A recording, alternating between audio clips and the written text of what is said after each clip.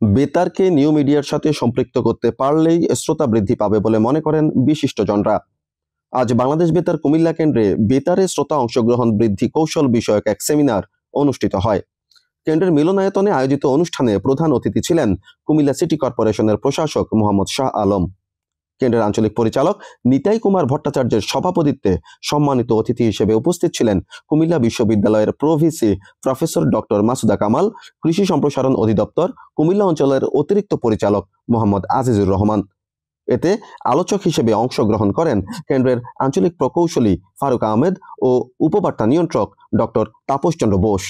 এ সময় তারা বলেন, এখন ধাপে ধাপে বেতার, television, print, electronic media, paper, পত্রিকা, বই, পুস্তক, এখন ইন্টারনেটের যুগ, সোশ্যাল মিডিয়া, সবগুলা ধাপে ধাপে কিন্তু আসছে। আমরা যখনই আমার মেইন স্টেক হোল্ডার যারা তাদেরকে আমার অংশে নিয়ে নিতে পারবো, তখনই কিন্তু একটা প্রতিষ্ঠান সাস্টেনেবল হয়ে যায়। আমি যদি বলি বাংলাদেশ বেতার কুমিল্লা থাকবে কি থাকবে না, সেটা আমাদের সিদ্ধান্তের উপর নির্ভর করবে না, সিদ্ধান্ত নির্ভর করবে এই অঞ্চলের জনগণের উপরে।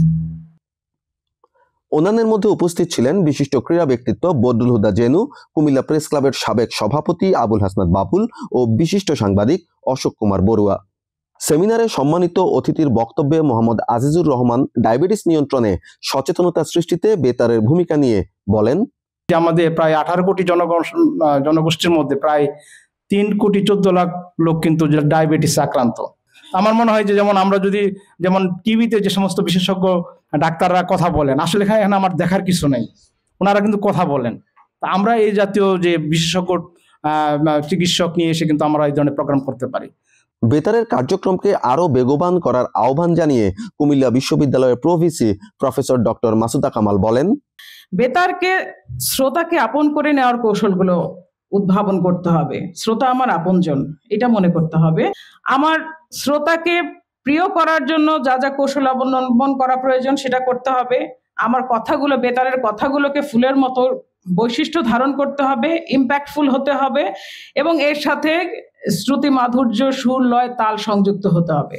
বেতার প্রযুক্তির উপর নির্ভরশীল উল্লেখ করে প্রধান অতিথি কুমিল্লা সিটি কর্পোরেশনের প্রশাসক মোহাম্মদ শাহ আলম বলেন, টেকনোলজির সঙ্গে বেতারকে সমান গতি যেতে হবে। মানুষের মনোজগতে পরিবর্তন হয়েছে, সেই ধরনের স্টাডি করা লাগবে। মানুষের বিহেভিয়ারাল কমিউনিকেশন যে চেঞ্জ হয়েছে সেই জায়গায় অ্যাড্রেস করতে হবে। মূল প্রবন্ধ উপস্থাপন করেন কেন্দ্রের সহকারী পরিচালক মোহাম্মদ ইমরান হোসেন এবং সঞ্চালনা করেন মোহাম্মদ মাহতাব সোহেল। সেমিনারে বেতারের বিভিন্ন শ্রোতা ক্লাবের সদস্য, শিল্পী, কলাকুশলী ও কর্মকর্তা কর্মচারীগণ উপস্থিত ছিলেন। কেন্দ্রের আঞ্চলিক পরিচালক নিতাই কুমার ভট্টাচার্য সকলকে ধন্যবাদ জানিয়ে সেমিনারের সমাপ্তি ঘোষণা করেন।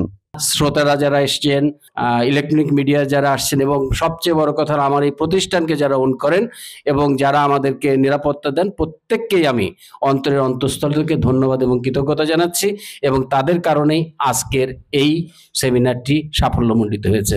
সবাইকে অনেক অনেক ধন্যবাদ এবং কৃতজ্ঞতা। অয়ন বিকাশ পাল, বাংলাদেশ বেতার, কুমিল্লা।